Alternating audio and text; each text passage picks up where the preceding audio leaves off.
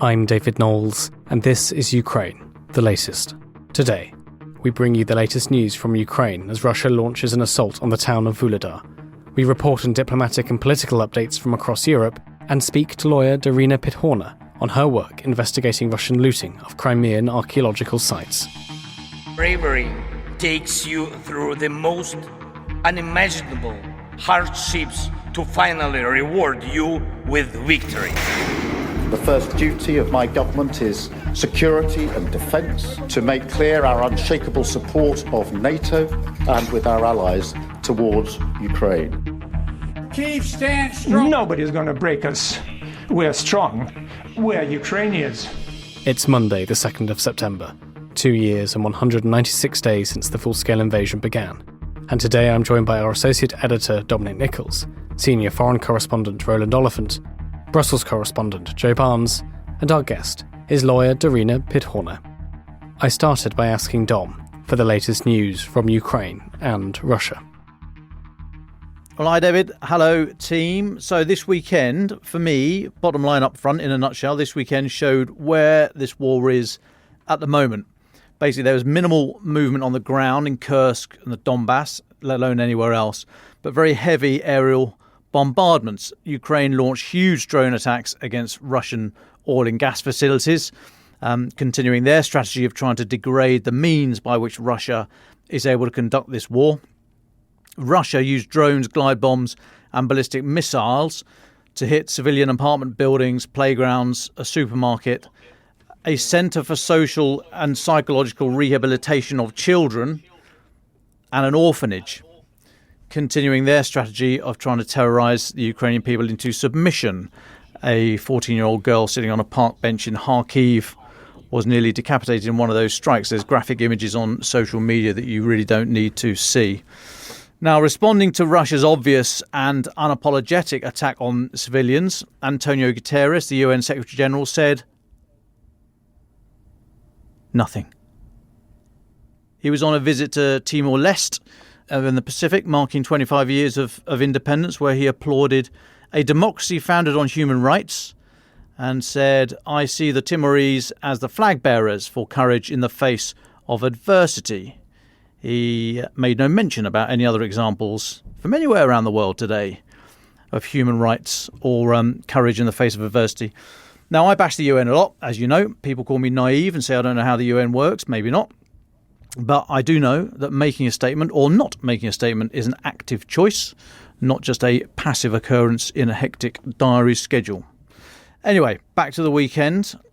So as I mentioned, at least 7 people were killed and 97 others, including 22 children, of which one was the 14-year-old girl I mentioned earlier, and the youngest just 3 months old, were injured after Russia attacked Kyiv 10 times on Friday. This comes from Ukrainian authorities.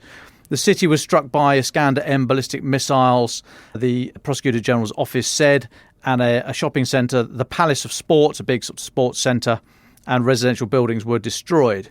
President Zelensky said the attack, quote, would not have happened if our defence forces had the ability to destroy Russian military aircraft where they are based. Then elsewhere over the weekend, dozens of Ukrainian drones reportedly targeted several Russian regions, particularly heavily overnight Saturday to Sunday. There was a whole list of areas that were hit, but it's all of the oblasts, all of the regions between the Ukrainian border and Moscow, and then some even northwest of there.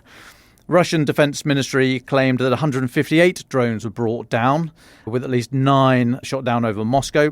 There are lots of statistics about how many were fired in different regions, how many were brought down, and so on. It's not worth trying to make sense of all the statistics supplied by Russian authorities because they just don't make sense. For example, they say there's no damage in areas where there's lots of footage on social media clearly showing damage. But suffice to say, it's almost certain that dozens of drones were used and some did get through.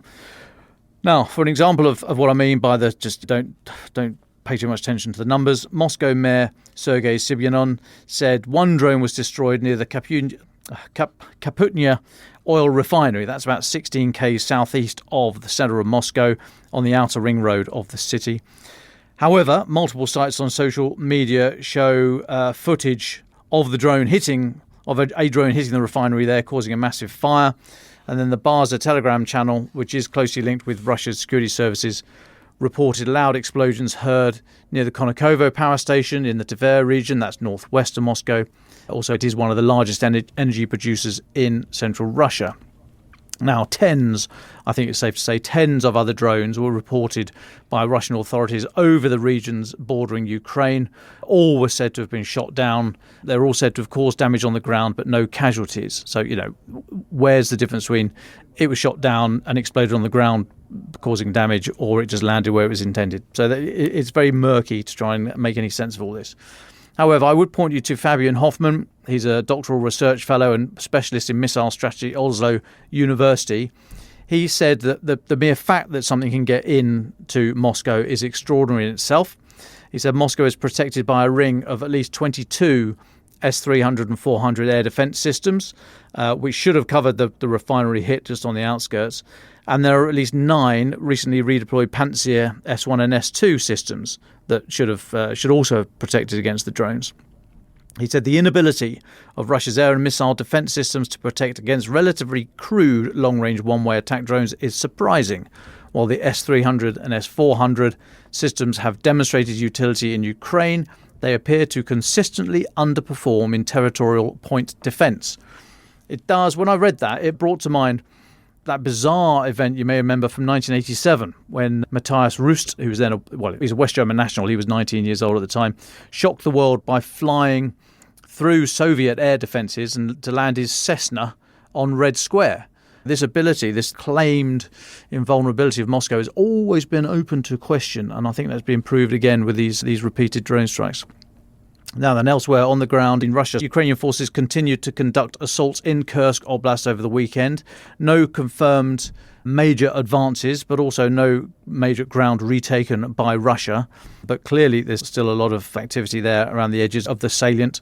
And then on Sunday night, just whilst we're in Kursk, there were rumours breaking today, or news breaking today, that on Sunday night, rumours of a Ukrainian breakout in the Kursk region reportedly led to a friendly fire incident in the Russian rear area. So Russian mill bloggers reported a group of Russian militia, quote, fired at everything that moved on the critical Kursk-Lugov supply route, injuring several, not killing anybody, but that main road that runs east to west that is in Russian-held territory of Russia. Crikey, there's a phrase you never thought you'd hear yourself say.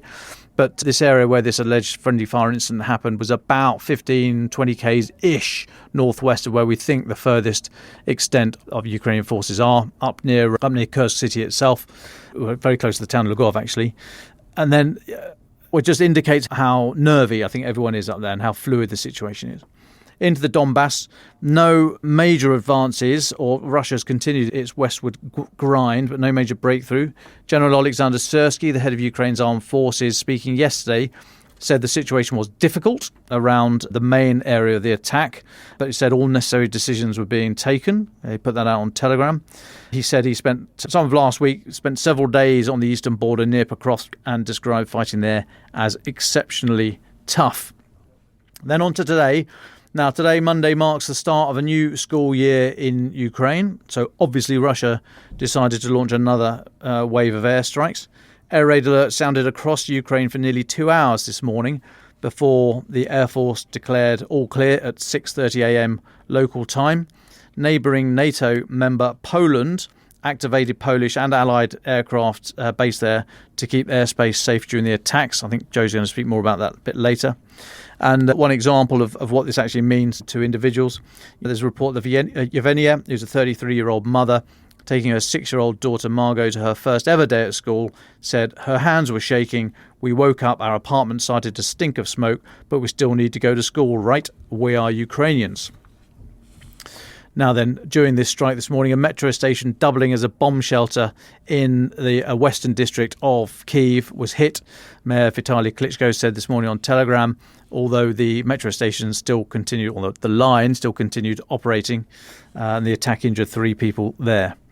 Now, a couple more, David. A data project carried out by the BBC's Russia service and independent Russian media outlet Mediazona says some 16,000 Russian soldiers have been killed in Ukraine since April this year, noting the death rate on the front lines has been climbing all year. Now, the project only records deaths it has been able to identify from official reports and media and satellite analysis of Russian graveyards. So as a consequence, they say the numbers are likely to be a conservative estimate of the total number of deaths. Media's owner said that, quote, as of August the 30th, we know the names of 66,471 Russian soldiers killed in the war. They say that figure's up from around 50,000 in April. You may remember in June, the British Ministry of Defence here estimated that Russia had sustained 70,000 casualties over the preceding 2 months, casualties being killed, wounded, taken prisoner or missing. But of course, the killed and wounded do a lot of the heavy lifting in those stats. The MOD here also predicted that Russia would continue to record an average of 1,000 casualties a day over the coming months due to Russian increased pressure across the front line, particularly in the east, in the Donbass. And then I'll get a couple more from me. Ukraine's defense minister has said that the dismissal of former Air Force Chief Mikhailo Oleshuk was not connected to the death of Alexei Mez, the Ukrainian pilot killed when his F-16 fighter jet crashed on Monday. This news started coming in after we finished on Friday about the dismissal of Ukraine's Air Force Chief. But Rustem Umerov, Ukraine's defense minister, speaking to CNN, said, I would probably say this is a rotation. Interesting words. I would probably say this is a rotation. These are two separate issues. At this stage, I would not connect them. Now, President Zelensky hasn't said whether his decision to fire Mr. Oleshuk was related to the F-16 crash. I do think that the coincidental nature and the haste with which we suddenly hear the news of this guy going are odd. I also think it's a bit odd that Mr. Umerov, defense minister, didn't have a firmer line if it was just a rotation, as in he's come to the end of his tour and someone else's turn to lean in. Anyway, all a bit odd. Now, as we said on Friday, a joint investigation with the US into the loss of that F-16 has been launched, and then possibly linked to that, the White House has rejected a US military proposal to send civilian staff into Ukraine to maintain the F-16s and other donated equipment. This comes from US media. According to the Wall Street Journal, the US National Security Council considered the plan, but intelligence officials deemed it too risky. One US official was quoted as saying, the intelligence community raised concerns over the prospect of Russia targeting American contractors in Ukraine. The Wall Street Journal said the White House has not ruled out sending American contractors to Ukraine in the future, but that it hoped European countries would take on the responsibility for the F-16 maintenance program. And then just finally, because we talked about it a lot through last week, the fire at the Kavkaz oil and petroleum storage facility just outside Proletarsk in Russia's Rostov Oblast. You may remember we were speaking about it at length or updating each day. It was finally extinguished this morning. That's over 2 weeks since it was hit. It was thought to be a lot of oil tanks, but also kerosene tanks, which is of specific use for the long-range bombers. So, as I said at the start, Ukraine continuing its efforts to deny Russia the means of prosecuting its war. And that's us up to date, David. Well, thank you very much, Dom, for that sweeping update. Can we zoom in a little bit more then on the front lines? Roland, Oliphant, what's caught your eye this morning and over the weekend?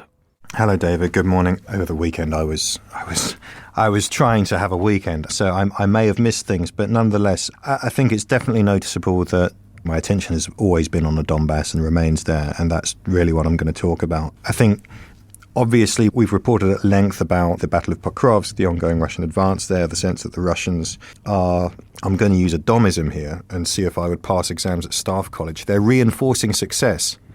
He nodded at me. There you go. I get a star for that. They're reinforcing success. So the Russians are definitely committed to, they can see they're making progress in Pokrovsk. They're pushing forward. I haven't seen a dramatic new development on that front that moves the reporting on that much there. However, I would recommend readers, if I may, to a rival paper, but Matthew Luxmore of the Wall Street Journal has filed a very moving and decent kind of illustrative dispatch from Pokrovsk, which gives you a good sense of the mood of the town. About an illustration of a town slowly shutting down. We published our own piece on the theme over the weekend, so certainly read mine in Inoverenits's piece in the Telegraph and Matthew's in the WSJ, and you will get a sense of this, the sense that this is now inevitable. Pokrovsk is going to be a battlefield, no matter what happens. Now, what actually is going to happen in Pokrovsk, we don't yet know, because there is, well, because it hasn't happened yet, obviously. But there's two lines of thought here. One is that the Ukrainian front is finally cracking under pressure. There aren't enough reserves, and this is going to be a real disaster. The other argument that is being put forward by a number of Ukrainian sources, I've mentioned before the Center for Defense Strategies, another Ukrainian analyst has put this out this morning elsewhere, and the narrative is, look, like the battle for Pokrovsk is where the Russians are going to culminate. They're not going to be able to get much further than that in 2024, no matter how much they throw into it. Much yet to be seen. But the thing that caught my eye over the weekend, the new development, is suddenly a very apparently big Russian push down on Vuhledar. And Vuhledar is, of course, this very small mining town. It literally means source of coal or giver of coal. It has a coal mine, you will not be surprised to learn. And it is the town that anchors that kind of right corner of the front line. So if we were to be very crude about it, from Kharkiv, Luhansk region, you could draw a line straight south to Vuhledar, and that's where the line turns right, turns west, and goes from there east to west towards the Dnipro River. That is the corner, and it is... Vuhledar has held up the Russians for 2 years, basically. They put in massive assaults there, attempts to dislodge the Ukrainians from that town. Over the course of the war, they failed in very, very costly fashion. But we saw reports of, in videos being released by the Ukrainians of massive Russian artillery strikes on that sector, and reports in Russian media, on the Russian kind of military telegram channels, talking about assaults in that sector. The Russians are said to have got into the main coal mine about 2 or 3 miles just to the east of town. And so the question then is, why now? What are they doing? We would assume, given everything else that's happening in Donbass, that the Russians are seeing an opportunity with the reserves stretched elsewhere. Maybe this is the moment where Vuhledar will crack as well. Whether it will or not, who knows? But we know that the Ukrainians are having trouble elsewhere. There is an element of rumour here that it is being reported, it's been said in Ukraine, that part of this might be because the 72nd Separate Mechanized Brigade, which has held that part of the front for a very long time and knows Vuhledar very well, has been pulled out of the front. There are reports of this late last week. The 72nd on their Telegram channel are still putting out stuff from Vuhledar and saying we are still holding Vuhledar without directly commenting on those reports. So not sure how true that is, but we do know that there's been a series of incidents where kind of rotations of experienced units in the line have led to trouble. We've seen it in Toretsk. We saw it in New York. We saw it just after the Battle of Avdiivka, when the Russians were able to break out of, I forget the village's name, I'm sure. Was it Ocheretinya?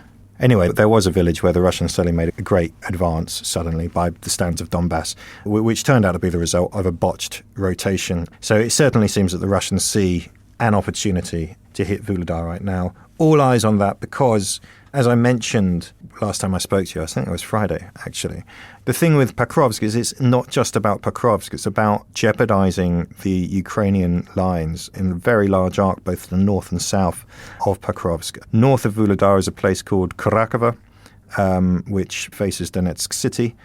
If Vuhledar goes, that will go, and then you'll lose. Probably the Ukrainians will have to retreat from a very large kind of chunk of territory that they've held actually for pretty solidly for a couple of years. And you can see the Russians, if you look at the deep state map, you can see their kind of ambition to create these salients, to create these opportunities, to threaten encirclement, to force the Ukrainians back. I mean, obviously, Dave, we're speaking probably at least 24, 48 hours behind events by the time it gets to us. I can't tell you what's happening right now on the front line, but that's the element of this battle that has caught my eye this morning. Just one question then from me, Roland. One argument that I've heard is that the current Russian salient that threatens Pokrovsk is linked all the way back to the fall of Avdiivka at the beginning of this year. That once Fortress Avdiivka falls, then the Russians can punch west, and there's not a lot behind it. Is what you're saying, is that does Vuhledar fulfill that same position for the Ukrainians, that behind Vuhledar, that's when, if you crack Vuhledar, you suddenly get behind everything else and you can just roll on? Is that what you're saying? I can't confirm that for certain because I haven't made a comprehensive survey of the state of Ukrainian defences behind Vuhledar, but it would strike you as logical, yes, because Vuhledar is a little bit like Avdiivka was, right? It has been, I was reading at one of the Russian pro-war telegram channels today, talking about how it has long been a bone in the throat of our forces. It has held them up for a very, very long time, and the 72nd or whoever else down there on the Ukrainian side has done a pretty good job of withstanding very serious Russian efforts down there, some of which were botched, but nonetheless. And we certainly have seen how once the Ukrainians lose those strong points, those kind of key fortress areas, such as Avdiivka. We can even go all the way back to the Battle of Donbass in the early summer of 2022, when Wagner broke through Popasna. And that was really what enabled the Russians to finally take Severodonetsk and Lysychansk. We've seen a series of these incidents, and I'm sure that would be what the Russians would be hoping, that once you crack Vuhledar, you would be able to roll on across the fields. Although, again, when we say roll on, experience tells us that that doesn't mean a kind of blitzkrieg, right? Maybe they get to advance half a kilometre a day or something like that, which is pretty fast by the standards of Russian advances in Donbass. But nonetheless, yes, basically, I imagine the Russians would be looking at, if we can crack that nut, that is one of those nuts we would like to crack. Well, thank you very much, Roland and Dom. Let's go to Joe in Brussels. Joe, thank you so much for joining us. What's been on your radar in terms of some of the diplomatic and political updates we should be looking at and thinking about this week? Yeah, hi folks. Let's start with an interview, again mentioning a rival news outlet, the Financial Times. But Poland's Foreign Minister, Radek Sikorski, has given an interview to the FT, and it speaks to what Dom was saying about Poland putting its air defences on standby in response to Russian missile barrages. Sikorski is basically saying that his country has a duty to down missiles over Ukraine if they are headed towards Poland's borders. So Poland's offer to help Ukraine with cross-border air defence is a real dividing line in NATO. Poland has long positioned itself as a country that can offer this. It has, for anyone that has travelled into Ukraine, you've probably gone through Rzeszów, which is one of the airports that lots of the Western support for Ukraine comes from. It's really close to the border. It's protected by batteries of Patriot air defence systems. So they can get systems in place right on that border to intercept missiles across Western Ukraine. And that would, for various reasons, it would alleviate pressure on the systems that Ukraine has in Western Ukraine, and it can move them to Kyiv, to further east, etc. But we'd leave that to them. But it's interesting how Poland is coming out and positioning itself. Poland's probably the most ardent backer, not in financial terms, but in rhetoric and how it acts. Former Prime Minister Morawiecki was a huge backer on the Free the Leopards campaign, early sender of planes and spare parts when it came to big and Soviet jets, Soviet-era tanks that the Polish military have overhauled over the years, etc. So one of the big backers. And this is their next step support. This is what Sikorski says. So membership in NATO does not trump each country's responsibility for the protection of its own airspace. It's our constitutional duty. I'm personally of the view that when hostile missiles are on course of entering our airspace, it would be legitimate self-defense to strike them, because once they do cross into our airspace, the risk of debris injuring someone is significant. So look, he's not saying it's purely to defend Ukraine, even though it is. He's saying, actually, the onus is on us to look at protecting our own borders, which are NATO borders. So as I mentioned, this is a sort of a dividing line in NATO. Lots of people think it's escalatory. Probably if you ask the Germans to do it, they would say no. If you ask the Americans, they would say no. If you ask Jens Stoltenberg, he's the outgoing Secretary General, he steps down at the end of this month. He has described this type of support of turning NATO into part of the conflict. And that's one thing that NATO has always sought to do, is basically not become party to the conflict between Ukraine and Russia. So yeah, I think that's interesting, especially given the context of the missile strikes today. We saw huge numbers of missiles fired over last week, and it means that Ukraine's interceptor missiles would be running lower than they have been previously. Our F-16 is going to go up and act as interceptors after the accident reported last week. Probably not, we don't know. So yeah, lots of questions about air defence. It comes on top of Dmitry Kuleba was in Brussels the other day for a meeting with his foreign affairs counterparts from the EU. He was accusing countries who have promised Patriot air defence systems to Ukraine of not delivering them. So Ukraine is sort of regenerating these appeals for air defence, and Poland is sort of offering an option, but it's one that's not moving forward. So interesting to keep watching that. Then I think we should touch on the German state elections, where far-right Alternative for Deutschland, AfD, basically won a state parliament election for the first time since the Nazi era. So exit polls predicted the AfD to gain some 33% of the vote in Thuringia, with the mainstream conservative Christian Democrats, the CDU, polling at around 23%. The CDU has ruled out any sort of coalition with the AfD. Mainstream parties are saying, look, don't jump into bed with this populist, sort of pro-Russian outfit. Let's keep up what is known in Brussels as the cordon sanitaire. Mainstream parties blocking populist left on the left and right, mainly on the far right, from entering into power. So the Thuringian AfD has been ruled as definitely right-wing extremist by German domestic intelligence. There's more sort of details on this. The AfD has twice as many votes as three parties of Olaf Scholz's ruling traffic light coalition, and is likely to have a third of seats in both parliaments. There's two elections, Thuringia and Saxony. So yeah, really interesting development. So in the past, the AfD, so James Rothwell, our Berlin correspondent, filed this dispatch before the vote yesterday, and he has basically said that, look, the AfD was campaigning on, in the context of Ukraine, let's end support for Ukraine. The AfD have traditionally got close ties with Moscow, with the Kremlin. They see Vladimir Putin as a sort of a powerful conservative leader they want to almost imitate. And yeah, it's something that's interesting. So it's not just on Ukraine that the reason they're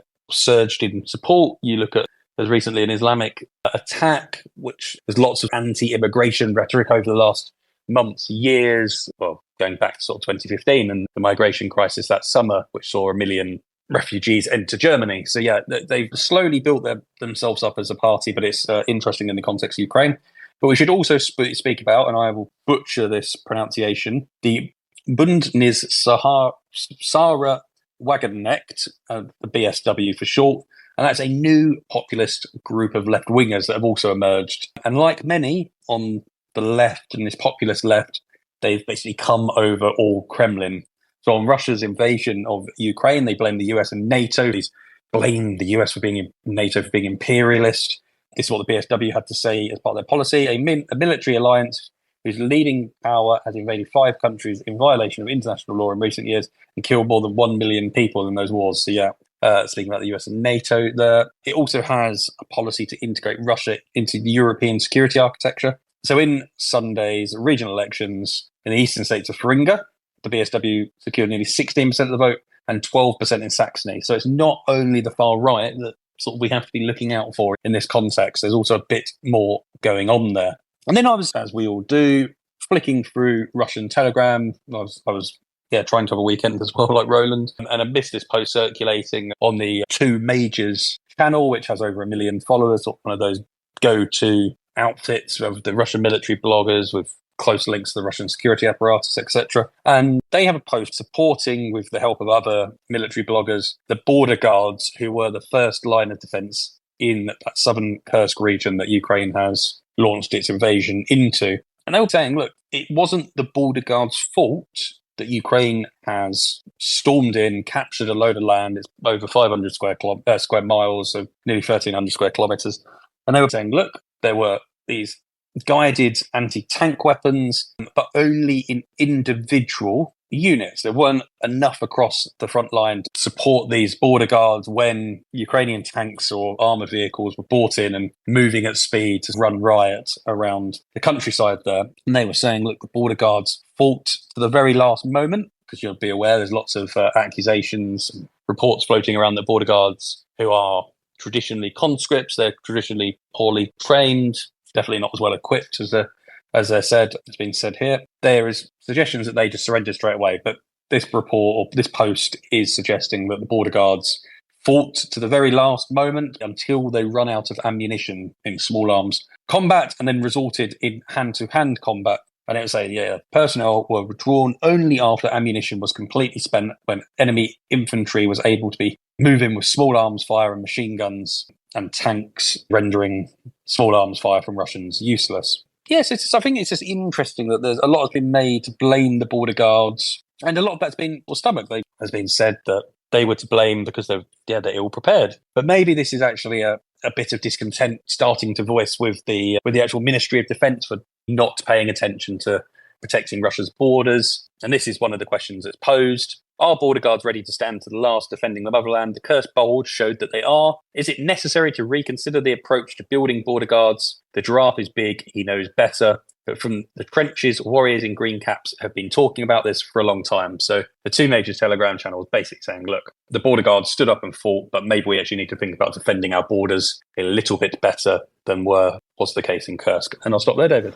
Thank you, Dom, Roland and Joe. Recently, I spoke to lawyer Daryna Pidhorna from the Regional Centre for Human Rights, a Ukrainian non-profit organisation. We spoke about the Russian occupation of Crimea and the impact that has had on the precious archaeological sites on the peninsula. Here's our conversation. Daryna, thank you so much for your time. Would you start just by introducing yourself and your work?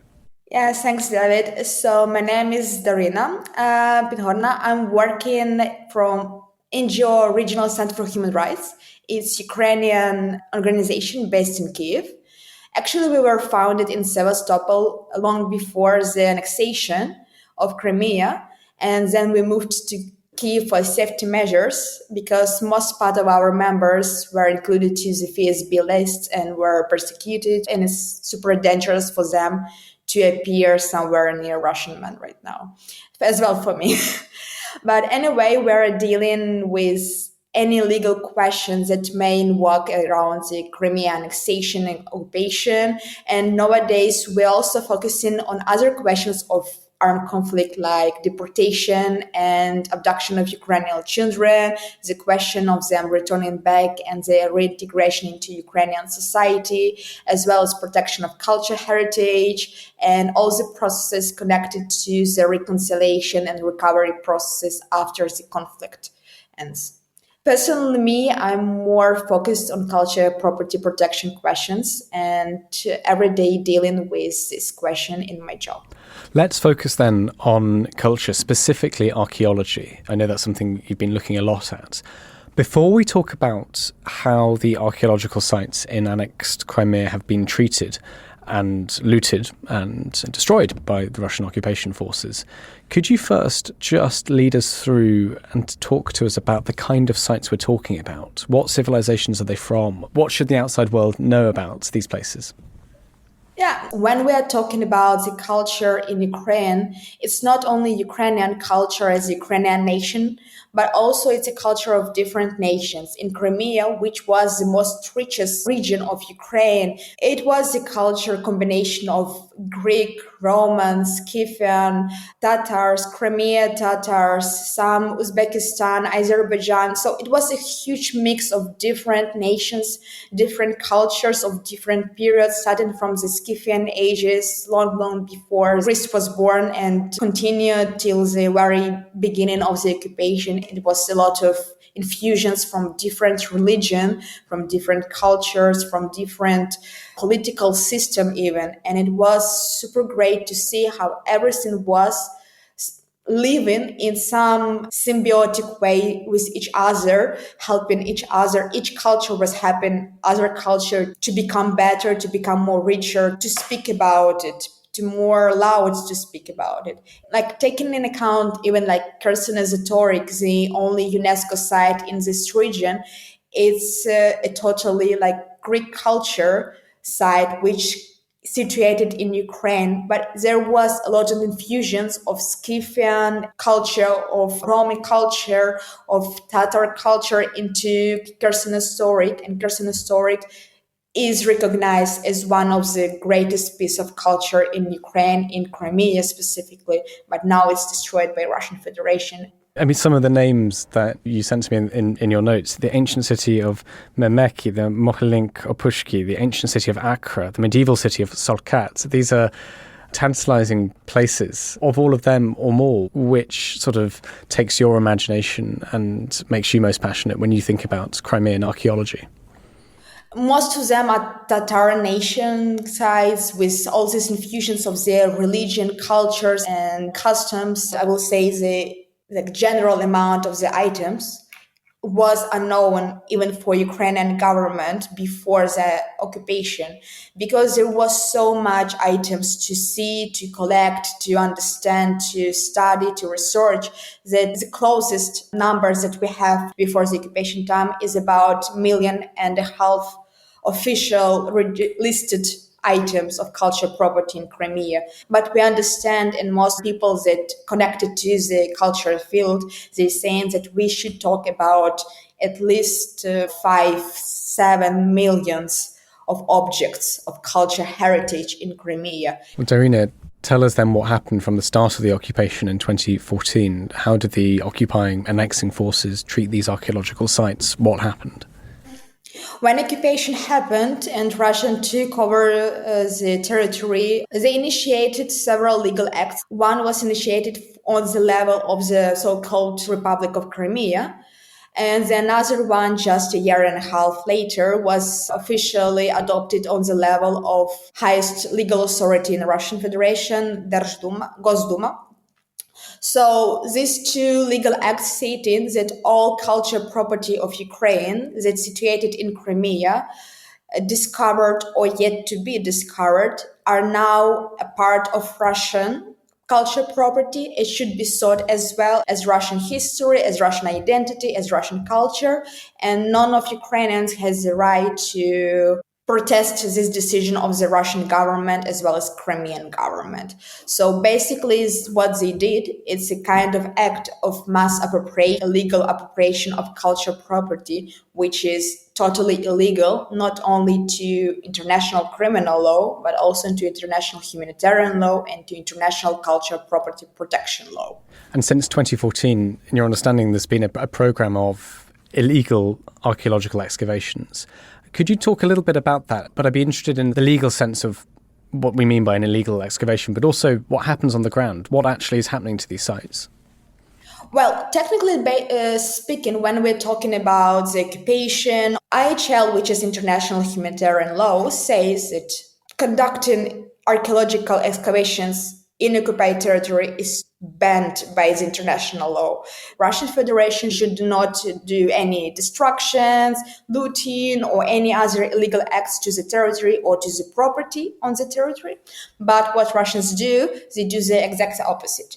So basically, after these two acts they did about the appropriation of cultural property, they started to do excavations. So through the Ministry of Culture of the Russian Federation, they initiated adoption of some permits to do the excavations in Crimea. And the responsible persons for these excavations were Russian scientists and archaeologists with the finance and material aid from the Russian state, from the Russian budget, or any other Russian state-based organizations, which is financed by the state budget of the Russian Federation. So basically, Russian Federation say, well, this is our property, so we can do whatever we want with it. We can do archaeological excavations, we can do looting, we can do whatever you call the crime because it's our property, and now we as the owner can do whatever we want, and we don't care about your any condolences or kind of worries. Could you give us some examples? Yeah, let's take Kyiv Historic, which is UNESCO site and which was on the top of the headlines, I believe, in every Western newspaper or media lately. So basically, this is archaeological site, which is the biggest one in Crimea. And it's the biggest interest for the Russian Federation. First is propaganda. Another one is archaeological significance of the monument. After the occupation, Russia sought of the archaeological site as its own property. They initiated several permits per year to excavate and to loot the culture properties archaeological site of Kyiv Historic. They managed to create several expeditions under the disguise of Hermitage State Museum or Russian Academy of Science. Everything is financed by state Russian budget or any different Russian state-based organizations. And also there was a huge influence of Ministry of Defense Russian Federation if we are talking specifically about Kyiv Historic and the church as well. And after they initiated several expeditions, Russian archaeologists, all those Ukrainians who changed the site and took the Russian passport, They go to the archaeological site and start to dig, start to excavate, start to discover whatever they want to discover in the site. We do not have exact details of what they were doing, but we have the general image of what they were destructing or what they were looting during their work there. And right now we estimate as 7 million artifacts for works done since 2014 till 2023.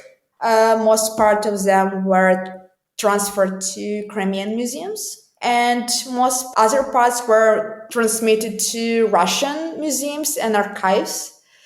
And the most significant, about 80%, was destructed, or their fate is unknown right now. We also have no information, unfortunately, because Russians are great guys to cover everything they do not want us to show.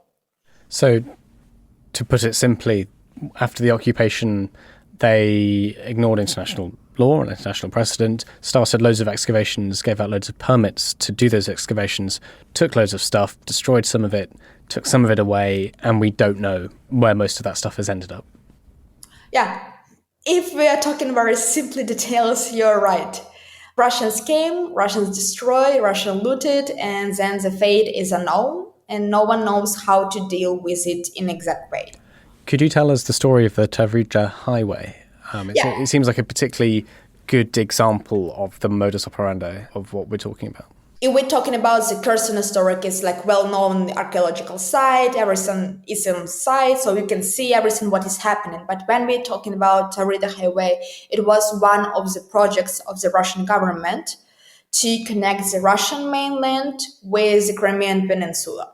So basically, this highway is connecting the seaside city, which is called Kerch, with the central city of Bakhchisarai, and then it coming down to the map to Sevastopol and Simferopol cities where the UNESCO site is situated. Was the first step of building Tavrida Highway, and it was happening in 2017 mainly. During the construction of this huge infrastructure object, Russians should to do some archaeological examinations of the land where the highway will be laid. And we know the number of them. It's about 90 excavations that were done during the highway building only in 2017. Mostly it was State Hermitage Museum who was responsible of most of the archaeological expeditions. And part of the archaeological sites that were discovered becomes archaeological monuments in the Russian list of monuments of cultural property of the Russian nations. They become some archaeological parks, they build it, they advertised it, but part of the archaeological sites they discovered during the construction of highway was destroyed.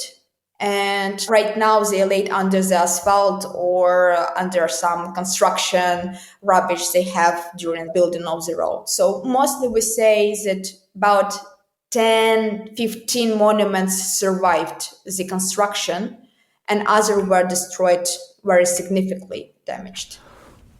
Moving forward then, we've talked about what happened in the occupation from 2014, but what's been distinct about the past 2 years of the full-scale war? What kind of patterns and events can you see there?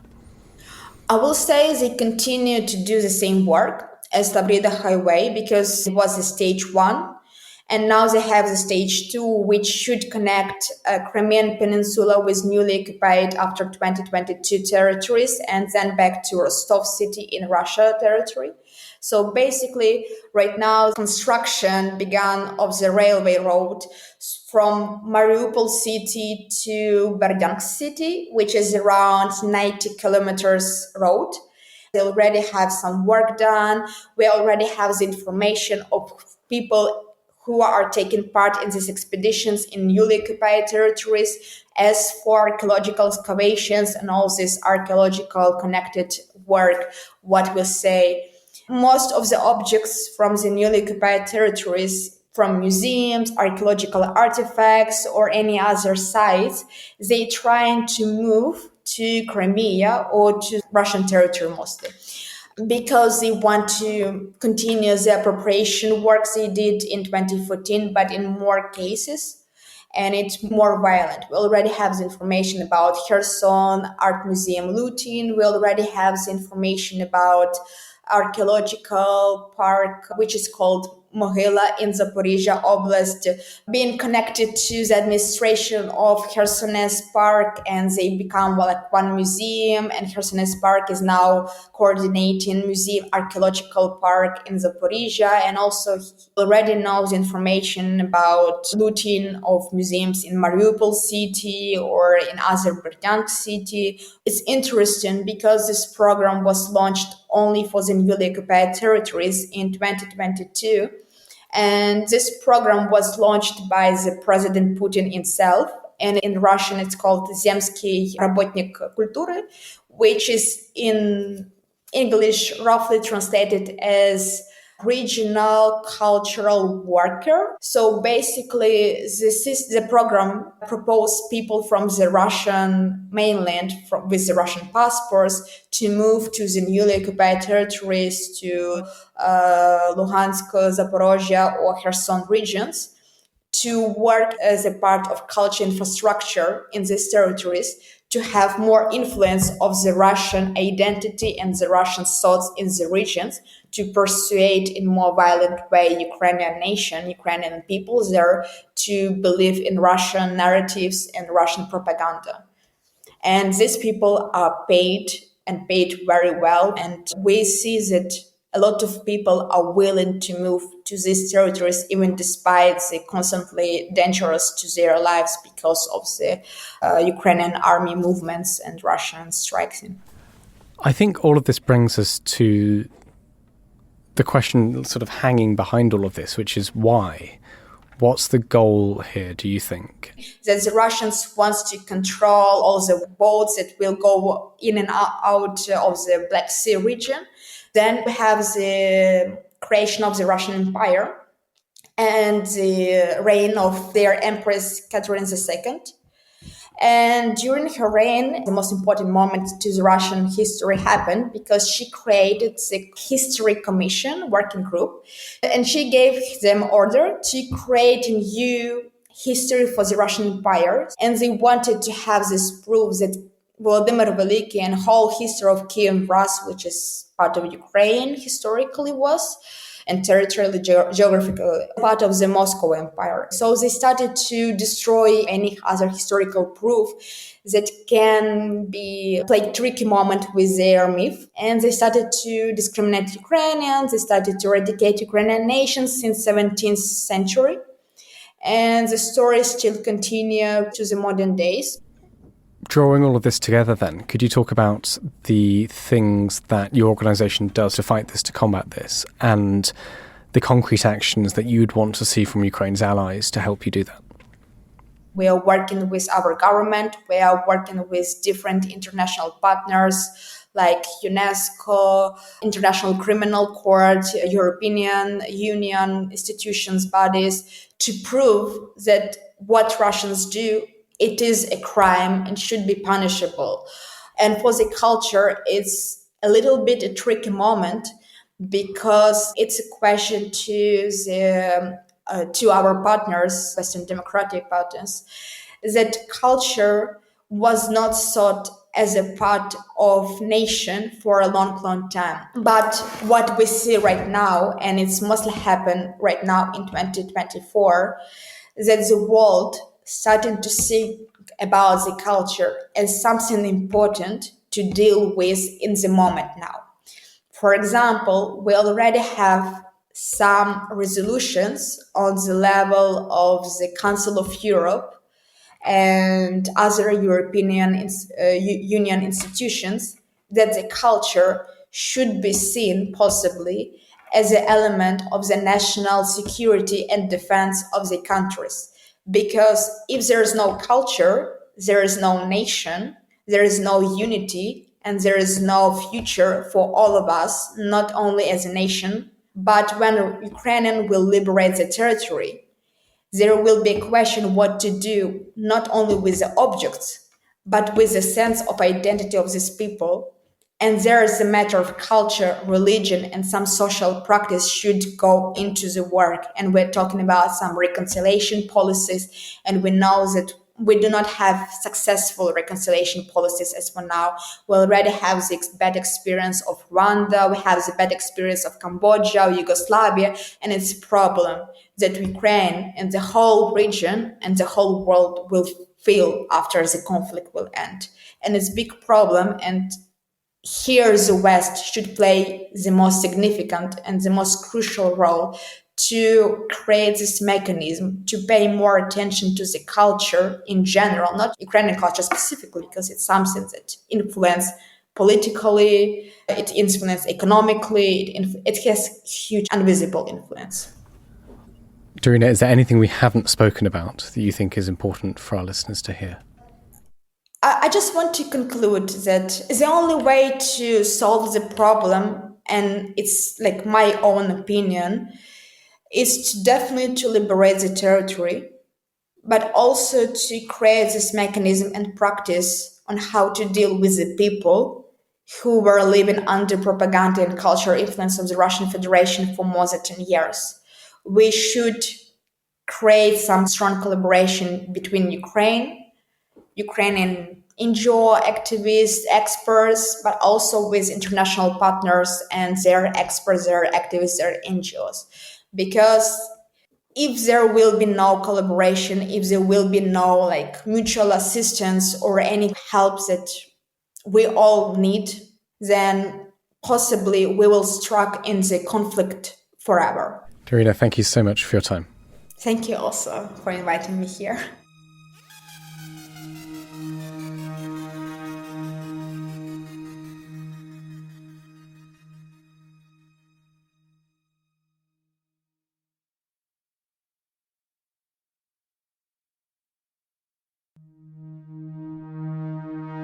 So let's go to our final thoughts now then. Dominic, would you like to start?